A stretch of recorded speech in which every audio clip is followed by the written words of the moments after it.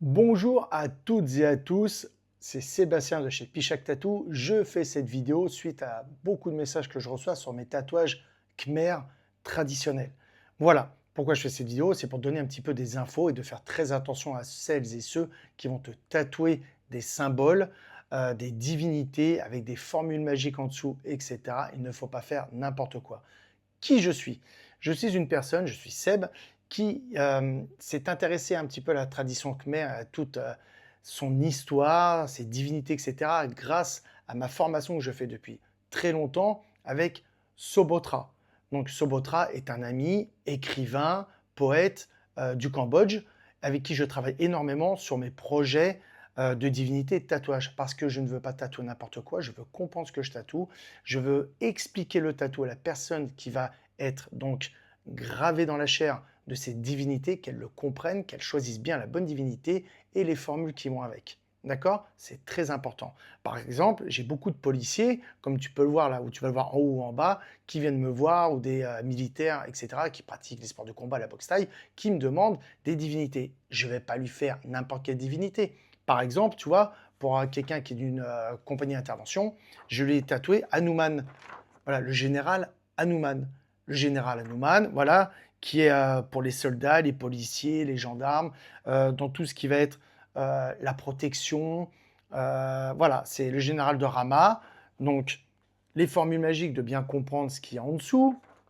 Quand on me demande, même chose, de rajouter des écritures, on n'oublie pas que c'est du phonétique. Donc, je demande à Sobotra de m'aider, de traduire et de bien écrire la demande du client. Pour tout ce qui va être, je ne sais pas moi, les gens qui vont me demander sur des symboles d'assiduité, etc. On va partir sur Kokot Baksay. Kokot Baksay, voilà, le coq, la divinité du coq. Voilà, on ne peut pas tatouer tout et n'importe quoi. Il faut se renseigner. Voilà, on va faire aussi tout ce qui va être Ganesh. Il faut comprendre aussi l'histoire de Ganesh. Voilà, l'histoire de Ganesh, il faut s'y intéresser. Pourquoi on va se la faire tatouer? Pourquoi on a besoin de l'avoir sur nous? C'est important. Et surtout, quand vous voyagez, etc., bah, de ne pas passer pour voilà, un amateur qui a quelque chose de tatoué sur lui et qu'en fin de compte, n'en comprend qui ne comprend pas l'histoire, etc. Voilà. Donc, à savoir que chaque divinité, pareil, a des petites choses sur elle qui amènent sur des histoires, sur vraiment des symboles. Tu vois, par exemple, je vais prendre Shiva. Tu vois, Shiva, si tu regardes bien, il n'a qu'une seule défense. Et pourquoi il n'a qu'une seule défense? Très simple. Regarde bien le tatou, enfin le dessin que je vais tatouer prochainement. La deuxième défense est ici, dans sa main, dans l'une de ses mains. Qu'est-ce qui fait que cette défense-là? Il écrit. Voilà, tout ça, ça se travaille. Tu ne peux pas tatouer n'importe quoi. Va voir vraiment des passionnés, des spécialistes. J'en suis un. Voilà. Donc, je te dis à très bientôt. Donc, tu vois, là, en ce moment, je bosse pas mal sur Shiva et ce tatou-là qui a déjà été fait, comme tu peux le voir ici.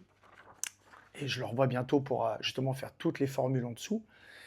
Et quoi dire de plus? Bah, contacte-moi, tout simplement. Je te dis à très très bientôt. C'était Sébastien de chez Pichac Tattoo à Veneux-les-Sablons dans le sud de Seine-et-Marne 77.